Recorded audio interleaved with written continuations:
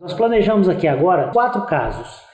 50%, que são 2 casos, nós tivemos que usar o mini implante no buccal shelf. Foi mesmo. Tá?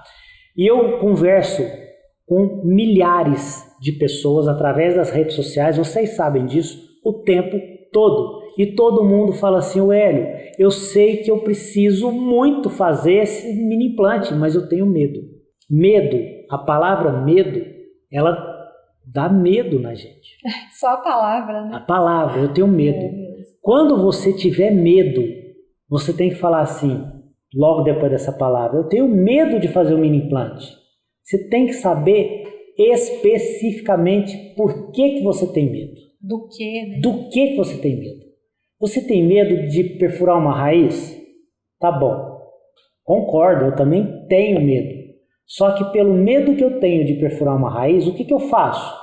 A hora que eu faço o planejamento, eu faço a divergência das raízes. Mas eu não faço uma divergência mais ou menos.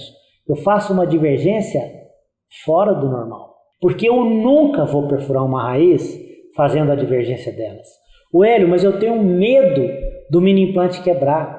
Você não vai quebrar esse parafuso, você sabe por quê? Porque antigamente, quando surgiu a técnica, quem fazia o mini implante para nós era o periodontista ou o implantodontista. O ortodontista normalmente não fazia os mini implantes. Aí, de repente, um ou outro começou a fazer. Só que o que acontecia? A gente tinha que colocar o mini implante naquele pequeno espaço entre as raízes. E esse mini implante que ia ser colocado naquele pequeno espaço, a gente comprava esse mini implante de várias medidas.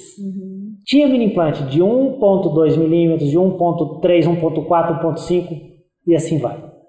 Hoje, a gente não usa mais o mini implante de 1.2 milímetros, porque ele é fininho. Você tem que usar o mini implante de no mínimo 1.5. Se você usar o mini implante de 1.5 milímetros e fez a divergência das raízes e utilizar o mini implante, por exemplo, começar a técnica fazendo os mini implantes de 6 milímetros só por vestibular, você vai quebrar o que eu chamo de paradoxo do medo. Você vai quebrar. Você sabe por quê? Porque a gente vive nessa roda do medo que é assim, escuta a história. Eu não coloco parafuso porque eu tenho medo, porque eu não tenho experiência. E aí eu não adquiro experiência porque eu tenho medo e eu não coloco parafuso. Aí eu tenho medo e eu não tenho experiência. E porque eu não tenho experiência, eu tenho medo. Você não vai sair dessa nunca.